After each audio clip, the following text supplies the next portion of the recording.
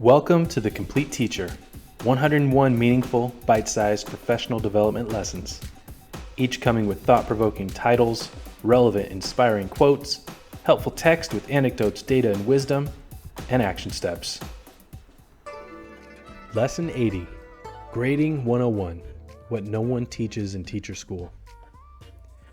Neil deGrasse Tyson says, "When students cheat on exams, it's because our school system values grades more than students value learning." The gradebook topic is one that is notoriously passed over in most teaching programs, and teachers are left to figure it out on their own. What is the purpose of grading? Why do elementary schools tend to use 3-point rubrics for their benchmarks? Who decided on the 5-letter grade scale for secondary schools? Who says letters A, B, C, D correspond to 10% ranges and an F covers a 60% range? How much should assignments be worth? How many assignments should be posted to the gradebook each week? Am I grading based on students' performance and mastery, or based on their organization, their work ethic, their responsibility? What about late work?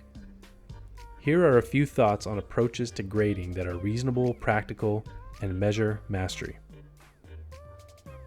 Author and educator Rick Wormelli loves to question traditional grading. He goes so far as to say, "Don't average the scores. The new score should replace the old one. Mastery is mastery. It shouldn't matter if it took the student 1 or 3 attempts to master the essentials." Whether you are thinking of assignments, homework, quizzes, or exams, Wormelli makes an interesting point and challenges antiquated grading paradigms.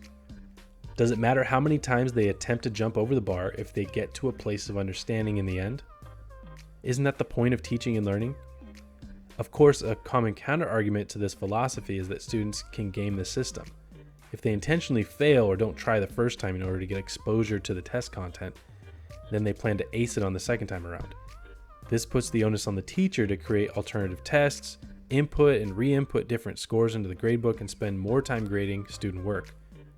But if your aim is student mastery, it's probably worth the time to create alternate assignments or assessments for students to have more opportunities to get there. For the gradebook at large, consider how you determine your benchmarks or assignment values. Is your system reasonable? Could you reasonably explain it to a student, a parent, a principal? I knew a teacher who used 10-point assignments early in the semester, 50-point assignments midway through, and then 100-point assignments toward the end. It kept students motivated to turn in work throughout the semester as assignments grew in value, and it always gave students a chance to pass by the end. But it also meant that those early assignments were virtually meaningless in terms of the impact on the final grade. Most students never caught on. Also consider quantity of assignments and how often grades are updated. There is such a thing as too many assignments or too few. In the digital age, students and parents have greater access to grades and assignments in real time. Frustration sets in when loads of assignments are entered each day, or when assignments aren't entered for weeks. Keep it reasonable.